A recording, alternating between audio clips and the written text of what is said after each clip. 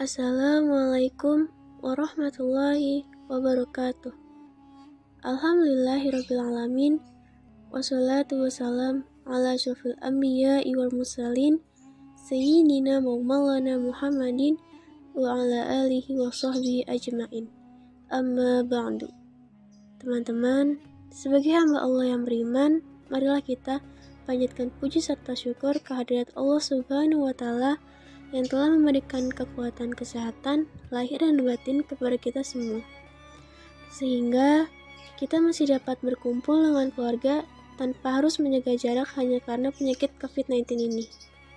Salawat dan salam tidak lupa kita kirimkan kepada junjungan kita Nabi besar Muhammad SAW yang telah mengantarkan umat manusia dari peradaban hidup yang jahiliyah menuju peradaban hidup yang modern, yang penuh dengan kemajuan ilmu pengetahuan dan juga teknologi seperti yang kita rasakan pada saat ini. Semoga kita semua termasuk hamba-Nya yang taat, yang berhak mendapatkan syafaat-Nya di hari akhir kelak nanti.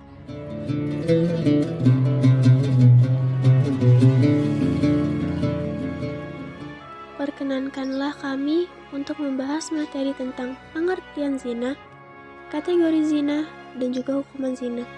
Namun sebelumnya, izinkan kami memperkenalkan diri kami masing-masing.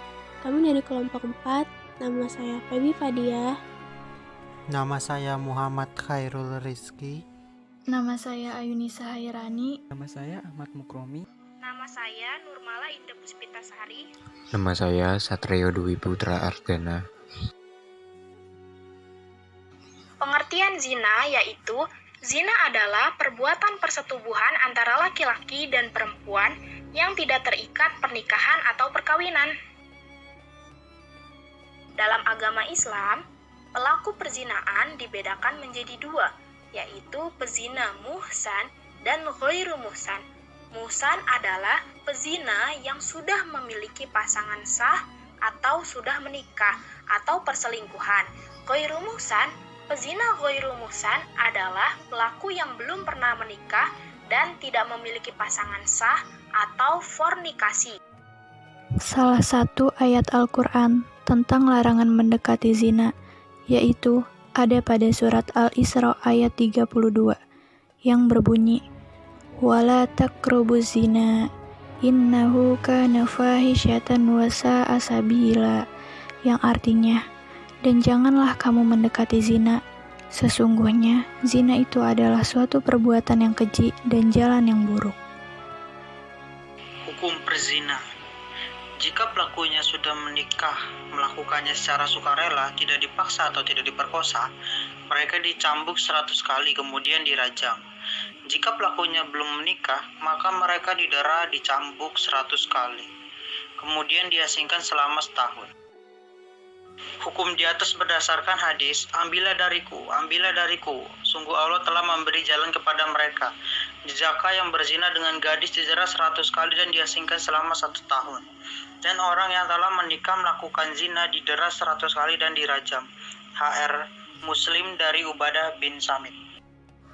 Kategori zina di antaranya zina muhsan dan zina ghairu muhsan.